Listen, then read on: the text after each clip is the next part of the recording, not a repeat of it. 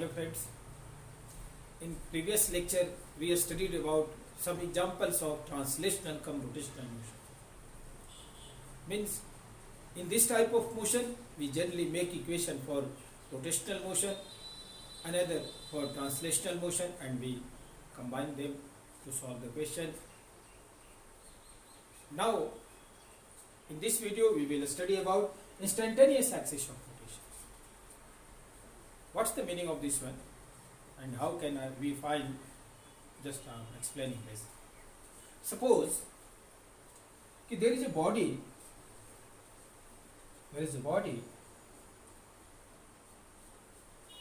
rolling on this surface. Rolling might be pure rolling or slipping, means translational motion cum rotational motion. Translational cum rotational motion with slipping or without slipping. We are talking for every type of translational cum rotational. It's not necessary that it is not slipping. It may be slipping or may not be slipping. Okay. So suppose this is any wheel and its center of mass is moving with velocity v0. Its radius is r. Okay. Simultaneously it is rotating with angular velocity omega. You see, its center of mass is translating, so it's translational motion. Every particle of the system will be translating along horizontal, and it is simultaneously rotating, so every particle will be rotating with angular velocity omega about axis of rotation passing through center of mass. Okay. Suppose you want to write down kinetic energy of the system. Kinetic energy. How can you write down?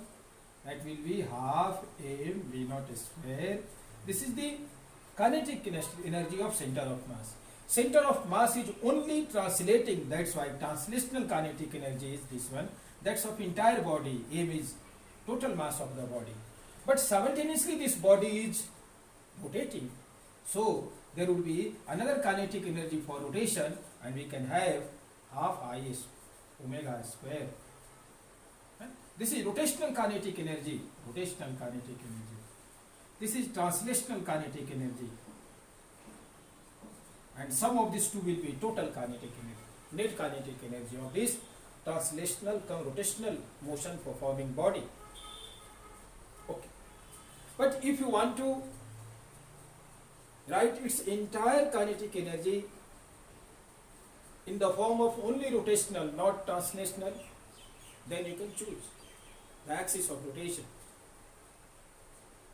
There will be a particular axis of rotation for which this entire motion means translational cum rotational motion will appear as only rotational motion, not translational. We need only this type of equation, not this type. In the same way, for finding angular momentum, for kinetic energy, velocity, we need this type of equation. In long questions, in lengthy questions, we can save our time by assuming instantaneous axis of rotation. What's the meaning of instantaneous axis of rotation? Means there would be point through which axis will be passing. This axis will be always perpendicular to the plane of motion. First thing, instantaneous axis will be perpendicular to the plane of motion. Assume plane of motion. Assume always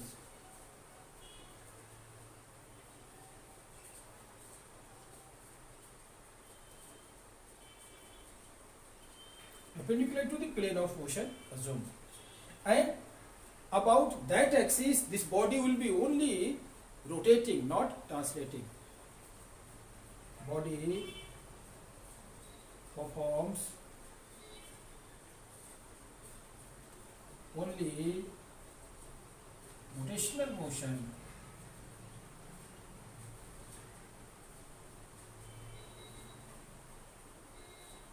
without any translation. Means that point of axis, center of axis, that's point of axis called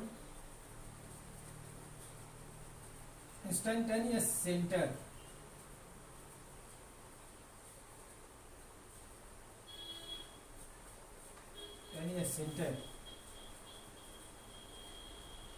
IC, the point of axis called instantaneous center is in rest at that moment.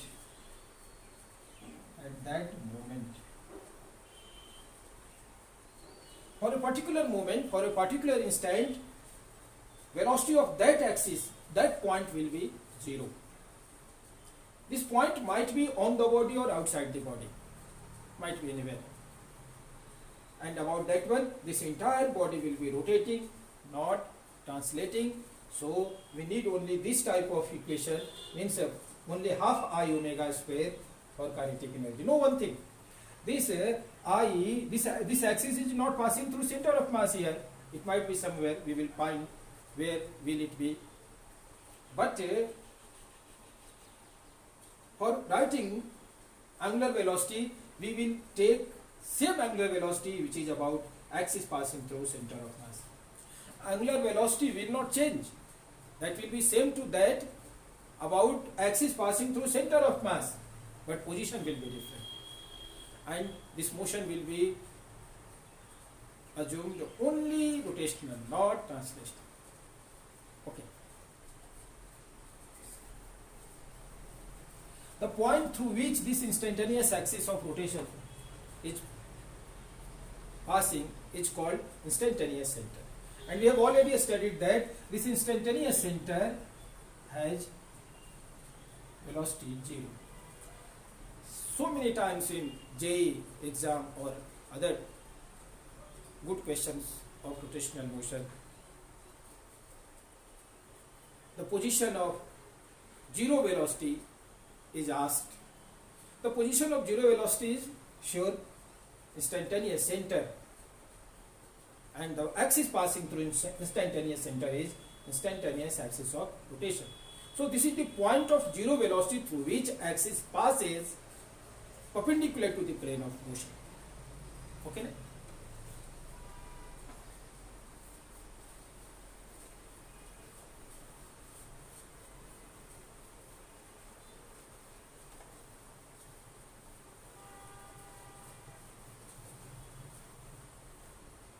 Okay.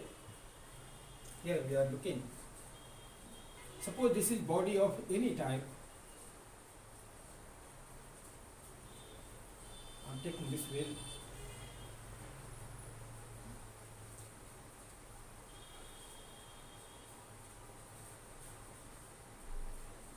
This is V0.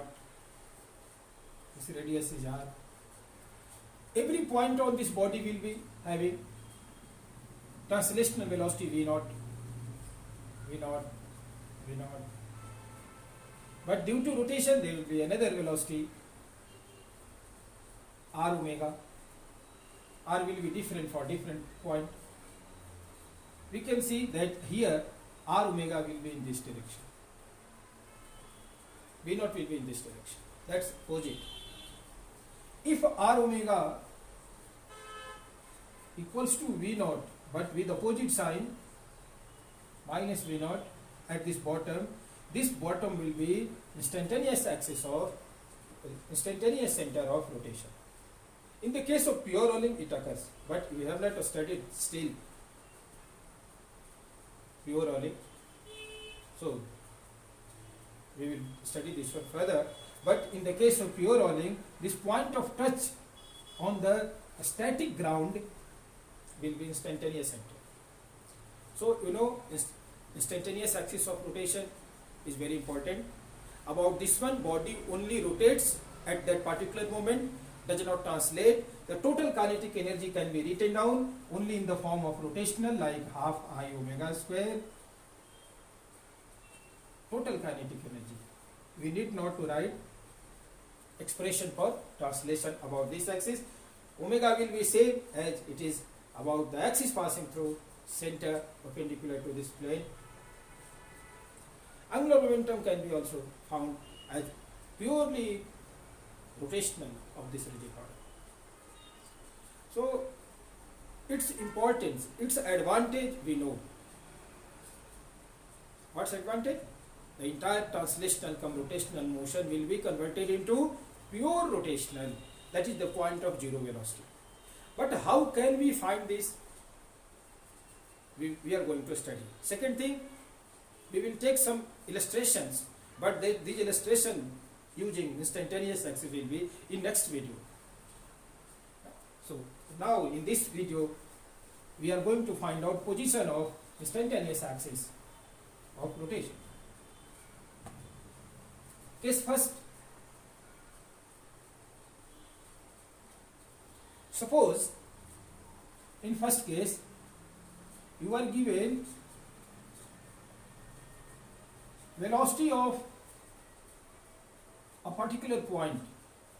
We know velocity of a particular point. This point is generally center of mass, but might be another point also. Velocity of a point, and we know angular velocity of that point. Angular velocity of this body about given point. Suppose.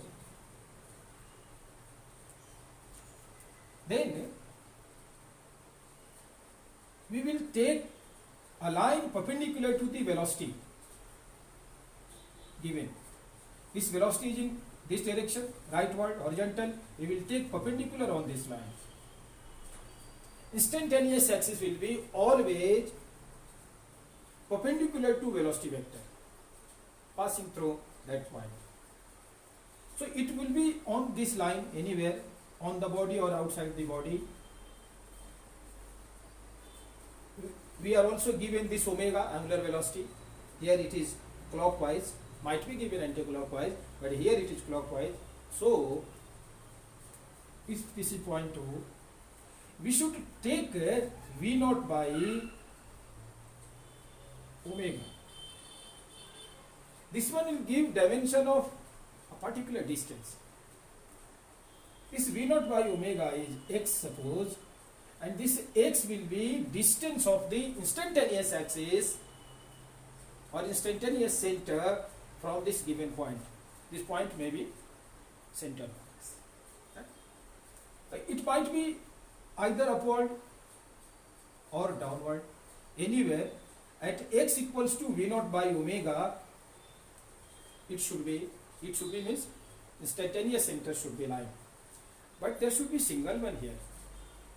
So we have to select by the sense of rotation whether it will be at distance V naught by omega upward or downward, but always on this line, perpendicular line to the velocity. Suppose if you assume here instantaneous center, suppose for example here, in this case velocity is in this direction, and about this one body is rotating, entire body is rotating. So if this axis is here, it is fixed here, it has no velocity, it has zero velocity, then this whole body will be rotating about this one. So rotation will be clockwise, and this omega is also given clockwise. So this one is instantaneous center, IC, and x is passing through this instantaneous center is instantaneous axis of rotation. You can take this x equals to V naught omega this side also. Suppose if you taking in this way and velocity is this one, suppose this one, this is fixed and velocity is this way. If velocity is given, it will be rotating anti-clockwise. But the sense of given omega is not same. If instantaneous center is taken here and velocity is this one, this will be trying to rotate anti-clockwise, but our angular velocity is given clockwise, that's why this does not suit, this one suits. So it depends on the sense of angular velocity, direction of angular velocity, which suits to this one. The first case in which V naught by omega equals to x distance, either upward or downward, but it depends on sense of omega. We can select out of this two one only. So in this one we have stated that if velocity of center of mass and angular velocity are given, we can find out instantaneous axis, position of instantaneous center. Second case. Second case.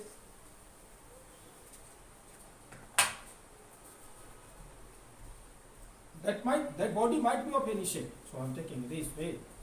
Suppose in case 2,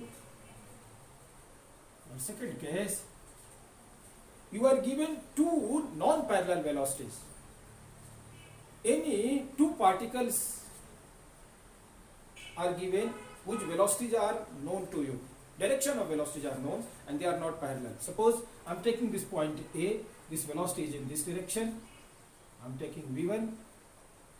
This is B, point B, whose velocity in this direction. These are two. In this case, velocity of 2 points are known and they are not parallel. Only directions are known. In this case, we should firstly draw perpendicular to this V1 passing through A. That's perpendicular.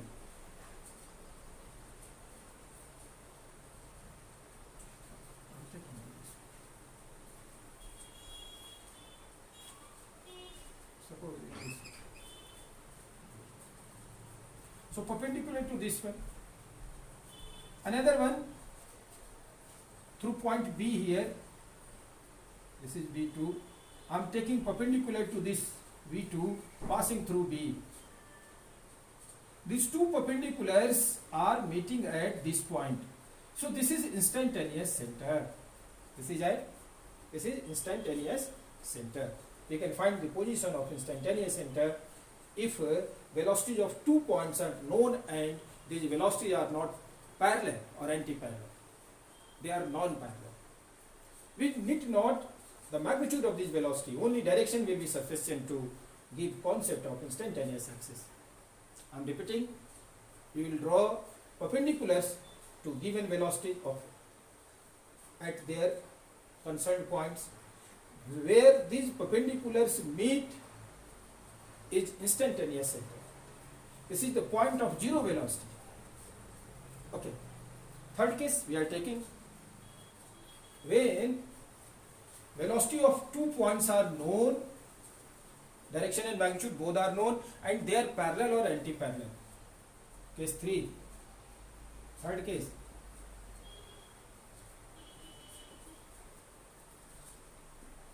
When velocities of 2 points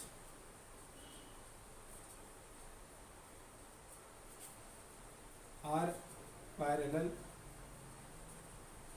or anti-parallel.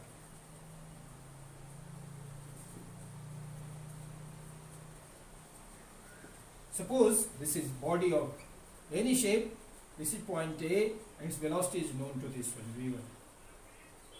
This is another point B whose velocity is parallel in this direction, VB. This is V1, this is V2.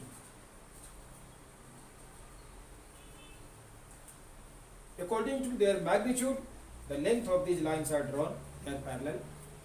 Firstly, we should draw perpendicular through point A on this velocity. If it is perpendicular to V1 through A, sure it will be perpendicular to V2 also. Why? Because V1 and V2 are parallel. Another one through tips of these velocities, this one and this one. They meet here. They meet here. So this is instantaneous center of rotation. This is the point of zero velocity. About this one, entire body will be rotating. Sure, it is outside this body. It may be outside or inside, but it is found in this way. If velocities are anti-parallel, I am giving this one. This is velocity of point A, V1. This is velocity of point B. This is A, this is B. This is anti-parallel and this way. Magnitude may be different. These are anti-parallel. So one of the perpendicular will be drawn through A to this velocity sure this will be perpendicular to this V2 also, because they are antiparallel. This is 90, this is 90. Another line should be joined from tip of this V1 to tip of this V2. And this intersecting point of perpendicular and tips joining line will be instantaneous center. Instantaneous center. We can have this. So this is very important. In next video, we will study about problems regarding this one. Numerical problems, illustrative problems, and very good questions. Thank you very much.